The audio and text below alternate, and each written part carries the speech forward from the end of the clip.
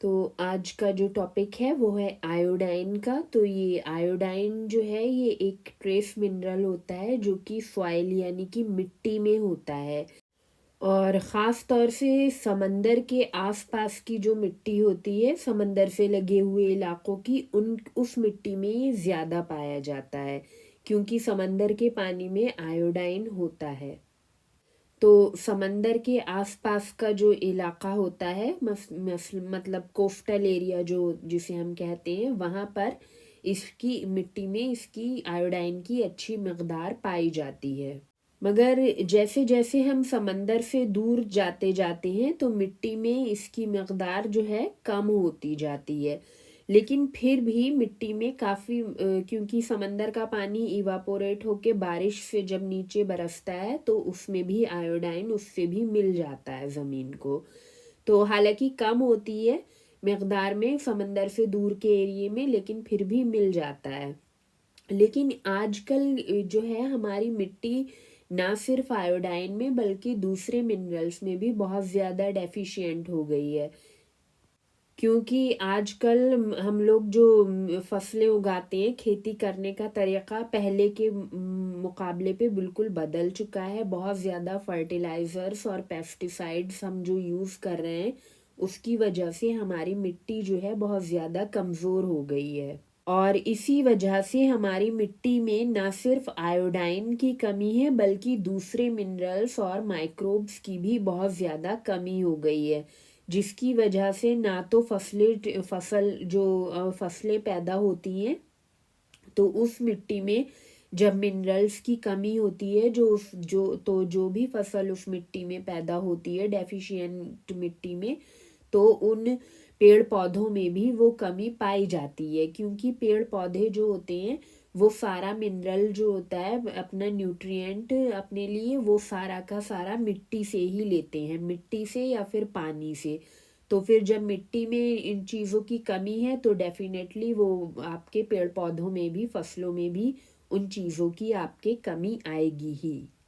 तो समंदर के पास की जगह जो है उस मिट्टी में जब आयोडाइन अच्छी क्वांटिटी में होता है, क्योंकि समंदर के पानी की वजह से वो मिट्टी जो होती है आयोडाइन में ज़्यादातर रिच होती ही है। तो उस मिट्टी से ये आयोडाइन और दूसरे मिनरल्स जो हैं वो पेड़ पौधों में जाते हैं, और फिर जब ये पेड़ पौधे जो होते हैं इनसे मिलने वाले फल और सब्जी हम खाते हैं तो हमें भी मिल जाते हैं। और जो जानवर इस मिट्टी में उगी हुई घास खाते हैं या पेड़ पौधे खाते हैं तो उन जानवरों को भी इससे खाने से आयोडाइन सफिशिएंट मिल जाता है, सफिशिएंट जो क्वांटिटी में होता है। और फिर जब इन जानवरों का गोश्त हम खाते हैं तो इस गोश्त के ज़रिए भी और हमें आयोडाइन जो है, आयोडाइन ना सिर्फ आयोडाइन बल्कि दूसरे इम्पॉर्टेंट मिनरल्स और वाइटामिन्स भी मिल जाते हैं। मगर आजकल इसकी कमी ज़्यादातर लोगों में पाई ही जाती है क्योंकि हमें खाने से पूरा आयोडाइन नहीं मिल पाता। आयोडाइन एक बहुत इम्पॉर्टेंट ज़रूरी ट्रेस मिनरल है जिसे हमें अपने खाने में किसी भी तरह ज़रूर शामिल करना चाहिए, क्योंकि हमारे हर एक सेल और हर एक ग्लैंड को ठीक से काम करने के लिए आयोडाइन की ज़रूरत होती ही है।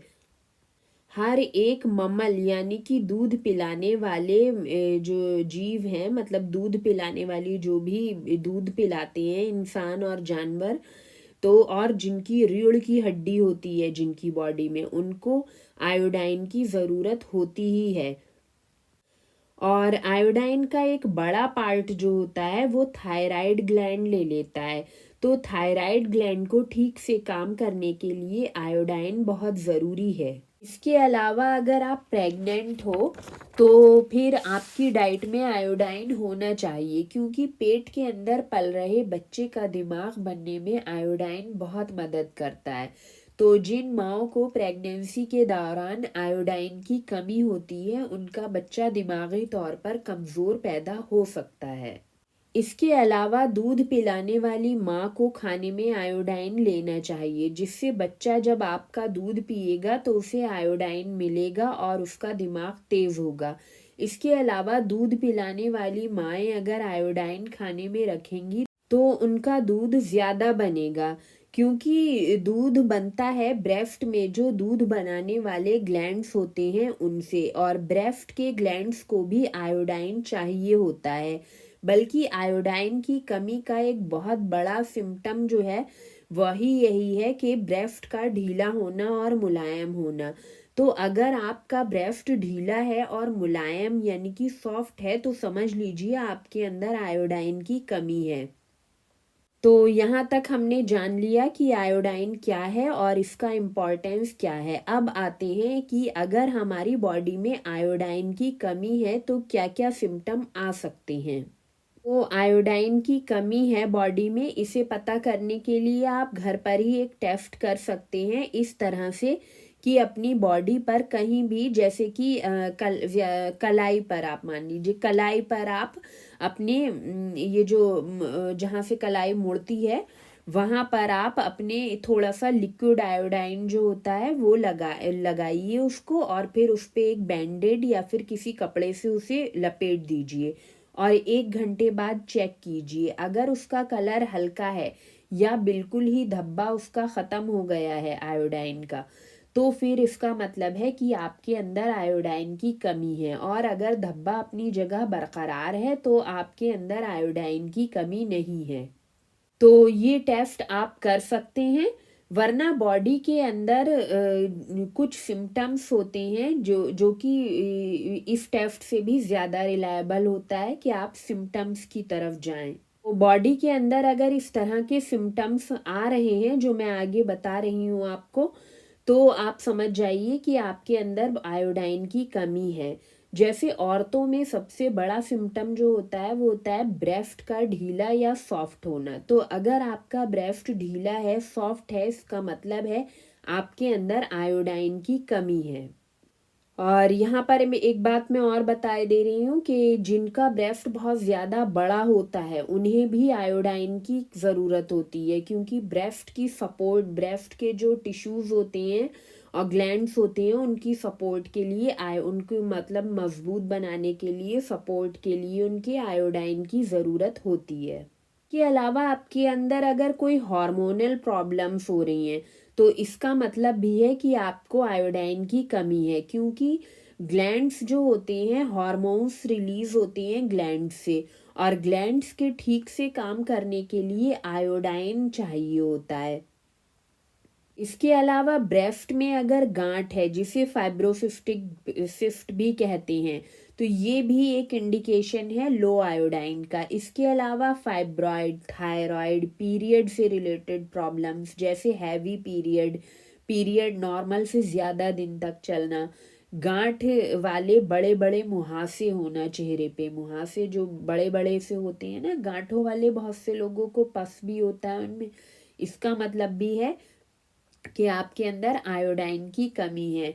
उसके अलावा ovarian cyst, PCOS, PCOD, TB, lungs की प्रॉब्लम या फेफड़ों की प्रॉब्लम जो होती है जिसे अस्थमा, या फिर फेफड़ों से जुड़ी दूसरी प्रॉब्लम्स।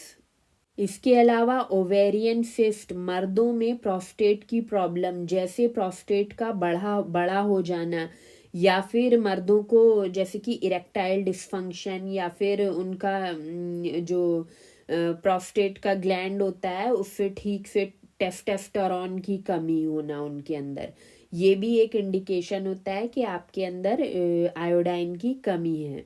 इसके अलावा स्किन टैग्स या मस्से हो जाना, दिमागी परेशानियां जैसे कि ब्रेन फॉग, डिप्रेशन, ऑटिज़म और ये ADHD वगैरह, दिमाग से रिलेटेड कोई भी प्रॉब्लम हो उसमें भी वहाँ पर भी हमें आयोडाइन की ज़रूरत होती है। इसके अलावा हाथ पैर ठंडे रहना या ज़्यादा ठंड लगना, कॉन्स्टिपेशन या कब्ज रहना, ग्वाइटर यानी कि थायराइड ग्लैंड का बड़ा हो जाना। थायराइड को तो आपको, ये तो थायराइड वालों को तो होती ही है आयोडाइन की कमी, ये तो आपको मालूम ही होगा। तो थायराइड की प्रॉब्लम या फिर थायराइड से रिलेटेड जो सिम्टम्स होते हैं वो अगर आपके अंदर हैं तो वो भी इसका मतलब है आपके अंदर आयोडाइन की कमी है। तो ये सभी परेशानियां जो हैं, इस तरीके के सिम्टम्स अगर आपके अंदर हैं, मतलब 2-4 हैं या उससे भी ज़्यादा हैं, तो फिर आप समझ जाइए कि आपको आयोडाइन की कमी है। ये सभी सिम्टम्स जो हैं आयोडाइन की कमी की तरफ इशारा करते हैं, क्योंकि आयोडाइन की ज़रूरत हमारे हर एक सेल को और हर एक ग्लैंड को थोड़ी या ज़्यादा मिकदार में होती ही है। और आज के दौर में एक बड़ी आबादी का हिस्सा जो है वो आयोडाइन की कमी का शिकार है। तो आयोडाइन की कमी को दूर करने के लिए ज़रूरी है कि हमारे खाने में आयोडाइन रिच फूड जो है वो रोज़मर्रा की हमारी खुराक में हो। तो आयोडाइन के लिए बेस्ट सोर्स होता है सी फूड, समंदर से मिलने वाला खाना।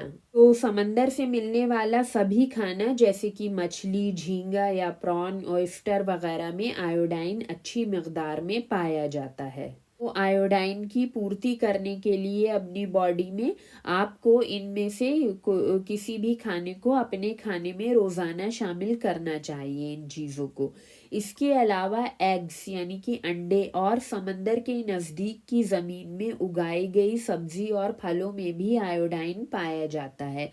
इसके अलावा डेयरी में, बट मैं डेयरी को ज़्यादा फेवर में नहीं हूँ, क्योंकि डेयरी जो है कई बार बहुत ज़्यादा लोगों को नुकसान भी कर जाती है। कभी कभी हाँ चीज़ पनीर खा सकते हैं, मगर रोज़ रोज़ बहुत ज़्यादा डेयरी ना ही लो तो अच्छा है, क्योंकि डेयरी का जो प्रोटीन है वो कहीं ना कहीं आपको नुकसान करता ही है अगर आप लॉन्ग रन में उसका यूज़ करते हो। डेयरी का जो फैट होता है यानी कि घी और बटर वो ले सकते हो, वो नुकसान नहीं करता है।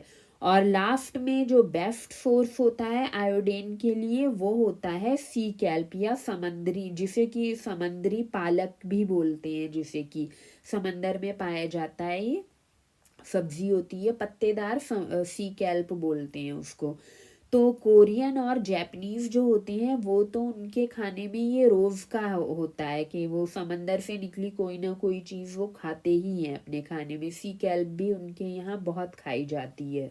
इसीलिए वहाँ पर जो है उन जगहों पर एक तो उन लोगों की स्किन बहुत अच्छी होती है, दूसरा उन्हें थायराइड के इशू और ये ब्रेस्ट में सिस्ट वगैरह के कैंसर के इश्यूज जो होते हैं वहाँ पर कम देखे गए हैं लोगों में। इसके अलावा सी कैल्प में न सिर्फ आयोडाइन बल्कि दूसरे इम्पॉर्टेंट ट्रेस मिनरल्स भी मिलते हैं, उनके लिए भी एक अच्छा सोर्स है।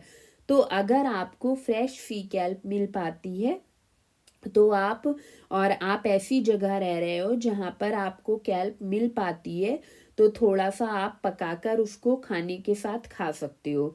वरना सबसे अच्छा जो होता है वो होता है कैप्सूल फॉर्म में लेना, वो आपको परेशान नहीं करता है। कैप्सूल फॉर्म में ले लिया।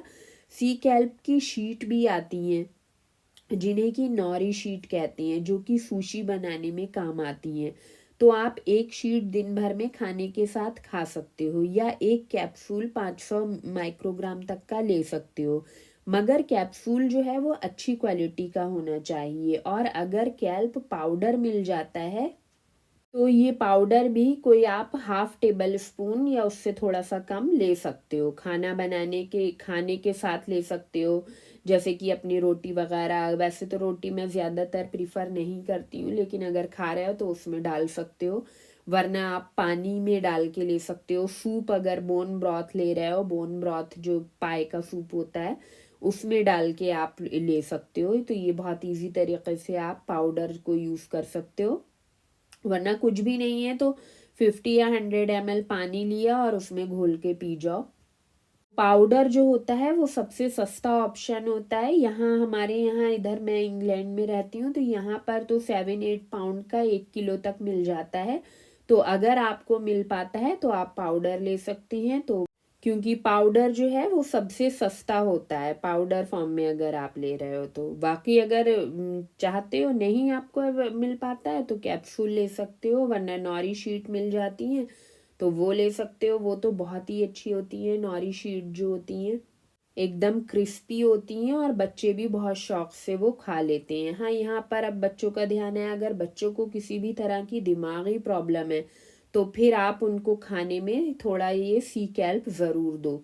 सी कैल्प बेस्ट ऑप्शन होता है आयोडाइन के लिए। दूसरे ऑप्शन भी दे सकते हो जो मैंने बताए हैं, फिश वगैरह, उसके साथ सी कैल्प भी थोड़ा सा उनको ज़रूर दो।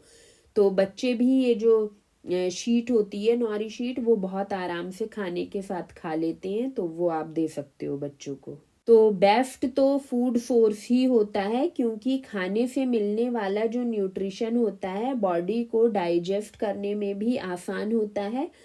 और फिर अगर आप ज़्यादा भी किसी तरह से ले लेते हो तो वो आपका, अगर जैसे आपने खाने में ज़्यादा ले ली, क्योंकि देखिए जैपनीज़ और कोरियन जितना इन लोगों ने मतलब मेडिकली रिकमेंडेशन है जितनी बताई गई है, उससे कई मतलब 1000 गुना ज़्यादा तक जैपनीज़ और कोरियन अपने खाने में आयोडीन लेते हैं और उन्हें कोई भी प्रॉब्लम नहीं होती है, क्योंकि वो ज़्यादातर क्या, वो लेते ही मतलब सी फूड खाते हैं, तो उस वजह से उन्हें बहुत ज़्यादा आयोडाइन मिल जाता है। तो क्या होता है, जब हम फूड के ज़रिए लेते हैं तो वो आराम से बॉडी उसको निकालना भी जानती है, तो पेशाब के ज़रिए वो अगर ज़्यादा होती है तो वो पेशाब के ज़रिए बाहर निकल जाती है और नुकसान भी नहीं पहुंचाती है।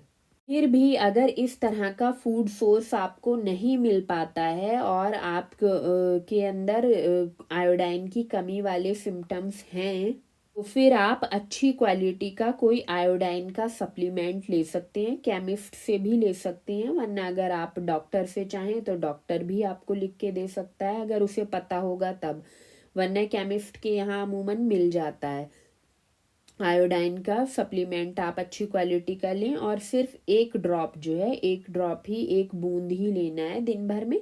एक बूंद काफ़ी होती है, 1 या 2 बूंद, वैसे एक ही बूंद सफिशिएंट होती है उसकी। तो मजबूरी में अगर कुछ भी नहीं मिल रहा है तो इस तरह का आप सप्लीमेंट भी, एक बूंद जो है इसकी आयोडाइन के, लिक्विड आयोडाइन जो आती है, वो आप ले सकते हो, पानी में घोल के ले सकते हो, वरना ऐसे भी ले सकते हो। तो अगर आपको थायराइड है या ब्रेस्ट में सिस्ट है या फाइब्रॉइड है, तो फिर आप जो हो इस तरह का कॉन्सेंट्रेटेड आयोडाइन ले सकते हो, 1 बूंद रोज। मगर बेस्ट तो फूड सोर्स ही होता है। तो अगर आप, और आजकल तो अमेज़ोन पर सब कुछ मिल ही जाता है, तो आप अमेज़ोन से मंगा सकते हो आराम से, आपको कैप्सूल भी मिल जाएगा कहीं पर भी आप रह रहे हो। और मेरे ख्याल से नॉरी शीट भी आजकल सभी जगह मिल जाती है और पाउडर फॉर्म में भी आपको मिल जाएगा। तो अगर आपको ये मिल पाता है तो आप इसी को प्रीफर करो। कैल्प का एक कैप्सूल आप ले सकते हो, 1 कैप्सूल रोज़। और अगर शीट है तो फिर उस हिसाब से, एक शीट, बड़ी शीट है तो 1 शीट रोज़ाना ले लो, और अगर छोटी वाली है तो उसके 4-5 पीस ले लो रोज़ाना। और अगर पाउडर है तो फिर वो 1/2 टेबल स्पून या उससे थोड़ा सा कम, बस 1/2 टेबल स्पून काफ़ी होता है, 1 टीस्पून या 1/2 टेबल स्पून ऐसे मान लो। तो अगर आपको, और ख़ास तौर से अगर पीछे मैंने जो आपको प्रॉब्लम्स, आप किसी हार्मोनल प्रॉब्लम में हो, सिस्ट है, कहीं पे गांठ है, तो फिर तो आप इसको ज़रूर शामिल करो अपने खाने में। तो जल्दी उसके साथ ही आप अगर हेल्दी कीटो डाइट अपनाओगे, फास्टिंग करोगे, तो इंशाल्लाह जल्दी ही, अगर किसी भी बड़ी से बड़ी प्रॉब्लम में भी फंसे हुए हो तो जल्दी ही बाहर निकल आओगे।